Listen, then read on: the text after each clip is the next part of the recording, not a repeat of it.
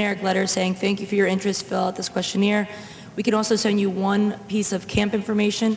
So if a coach is spending and saying, Susie, I love you so much as a sophomore, then they're obviously breaking rules in what they're doing. So please understand that even if you're sending emails and sending up your schedules, we're getting that. We just can't respond back other than the one time that we can. That's the same way with phone calls and text messages. We cannot return them. There was a player who was a junior who was going to go see, and I was talking to our club coach, and the mom kept calling, saying, call me back, call me back. We can't call you back until July 1st, going into your senior year, so you shouldn't be put off in terms of that. So understand that they can't respond that way. You can call as much and you can email as much as you want. Part of the rules of the NCAA are put into effect to protect student athletes from being badgered by coaches. We cannot text message you back until you sign a national letter of intent, which is February of your senior year. So once that happens, then we can text you back and sort of build a relationship in that way. So a lot of times people get this information and they don't really process it. They send emails and they're waiting for a response that we cannot respond to. I think just go along with the part of verbally committing. If you verbally commit, it's verbal both ways. It's a trust that you build between the coach and you that you both are going to honor it. And I think what you understand is that make sure you make a good decision, you feel comfortable about it. But here's the other part. Get to know your coach a little bit because it can go the opposite way too. And you've got to make sure, and I always say this because you've got to be careful of who you're in line with. I encourage everyone who's looking at the schools up here, and I can tell the people here, ask about them.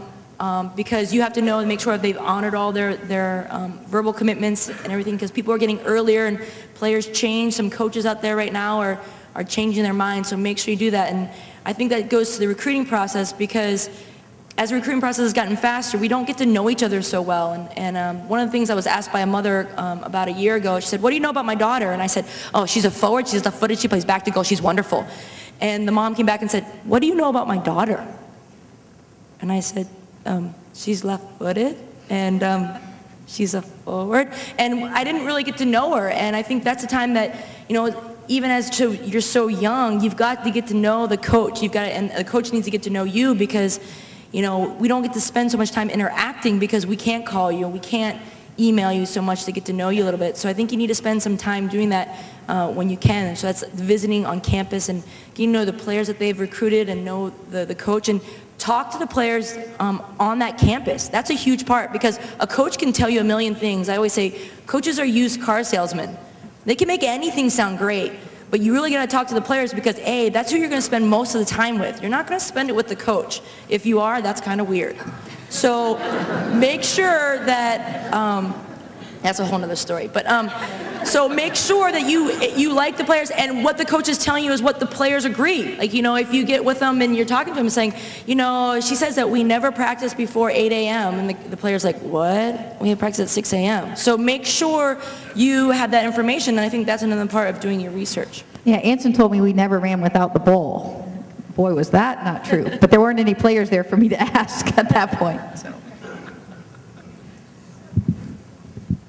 For Division III, once you're 15 years old, we can contact you, and whether that's email, phone, face-to-face, whatever it might be. There's some other smaller restrictions within that about that face-to-face contact and how that can work and where that can occur. For example, at a tournament or a showcase, or even at a high school game or a single game friendly or an MRL game or any of those kinds of things, until the last event of that, the last game of that event, we can't contact you. We can't have any communication with you at that point. So, for example, you're at a showcase, you have 3 games at the showcase.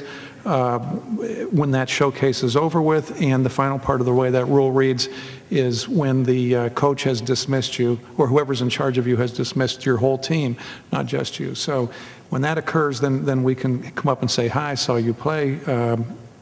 I'll phone you next week, and we'll talk about having you for a visit, that kind of thing. So on the one hand, once you're 15 years old, we can begin to contact you, but on the other hand, there are some limitations within that, and there are way too many to try to list here. On the commitment part of that in Division III, primarily we operate on a verbal commitment, and I appreciate what John was saying about the idea of character behind that. But also requires a little bit of courage on your part, because it isn't always, in the example John was giving, it was the girl shopping herself around after the commitment. And I agree with him. No, you don't do that. I mean, there's no character. And then once we all find out about that, none of us want you, even if that coach frees you up. But on the other side of that, just on Saturday, I'm talking to one of my committed girls, and she's signed off and everything like that. She's from Green Bay, Wisconsin, Notre Dame Academy, you know, a Final Four team perennially every year up in Wisconsin, and a starter and a captain. And so somebody pretty important to my plans in the 2010 recruiting class. Well, she gets contacted on Saturday by a school in Michigan, and we'll go nameless with that, a scholarship school, and the scholarship coach is trying to get her to come for a visit. And she said, no, I'm committed. And the scholarships coach goes, well, we've got a lot of scholarship money to give. And, well, no, I'm still committed to Aurora. Well, you know, what if I told you how much it was? No, I'm still committed to Aurora. Well, I have, you know, so you're telling me no? She said, yeah, and I haven't told you how much money. She said, no, I'm comfortable at Aurora. I'm committed to Aurora. So that took a lot of courage on her part. You know, she doesn't know what is at the other end of that opportunity. Maybe it would have been a wonderful opportunity, but she performed with courage. She performed with integrity. And one of the things that a couple of us has mentioned up here is character has a lot to do with how this is all going to play out and how well it'll all work out. So it takes some courage when you commit.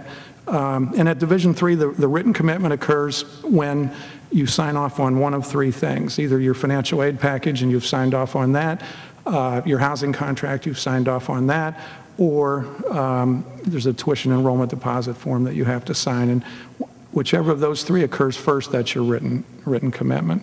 That doesn't mean that you can't participate in a signing day when all the other boys and girls are having the media attention, and they're at a table like this and they're signing. You know, mostly what's happening at that table, they're signing a blank piece of paper anyway, and you can do that as well if it's Division III. And Division II? Well, I think in Division I as well, I think it's the first week in February that you can sign a national letter of intent. And so, and if you don't sign that day, you can sign any day after that. And I know in the headcount sports that Janet alluded to earlier, there's very set, you know, if you don't sign in November, then you've got to wait until April. I'm never quite sure why that's like that. But if you don't hit it at the beginning of February, then you can sign something after that. And in Division II, it's the same way. A little bit of the soapbox, because John and I have talked about this at length numerous times when we're out recruiting. And this is probably the most unpopular thing you'll hear tonight, but I do always say this when I do events like this. When you're making this kind of decision, and I agree with what was been said about, you know, when you make a commitment, and I think that's a wonderful story, this young lady committed to Canute there, is keep your parents involved. Talk to your parents. If you talk to your parents and keep them involved, this decision won't be so, I guess, overwhelming at the end. For some of you, it might be very easy. I'm going to go to school X. I'm going to play for Coach B. If you go to that school and the coach leaves, you still want to go to that school. So there's a lot of things involved in that decision. But if you keep your parents involved, the financial aspect of it, unless you're helping pay for half of it or all of it or none of it or a little bit of it, maybe that comes into play as well. But if you keep your parents involved in the process, I can't imagine I'm wrong about this, but I bet your family life that last year and a half in high school will be a little bit smoother and go a little bit easier if you're the one that initiates. Maybe, Mom and Dad, can we talk about colleges on Thursday night next week? You know, Dad and Mom are going, wow, that's great. You know, where are we meeting? You know, dinner table, things like that. Maybe John will come over and have a piece of pie with you afterwards. Because NAIA has no rules. No pie. You can't eat pie. But the more that you keep your parents involved, and I think I was a club coach for a couple of years, and that was the first thing I told my players. You keep them involved, I think it's going to go smoother. Whether you're having a hard time making a decision, whatever school, whatever level you're going to play at, or an easy time. So that's just my soapbox there. I'd be interested to hear what Jason has to say about this signing from that level. Is this on? Hello? There we go. Anybody need to stand up and do a little stretch here? I see a few people leaning over. We also have a letter of intent. I personally have been at the Division III level until I moved to the NJCAA, and I'm not a big fan of it. Number one, that if you don't want to be here, I don't want you to sign anything a year out, 6 months out to make you waiver as your choice. If you don't want to be there, I don't want you to be there because you're not going to help. One of the big things, and we just mentioned on it, is you need to choose a school based on the school.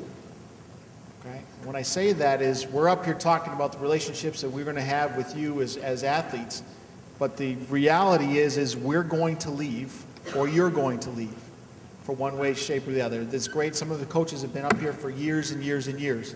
However, if you're not happy with the school that you're at, you're making a choice based on the coach and not the academic programs, the school atmosphere, you will not be happy and you will leave by yourself.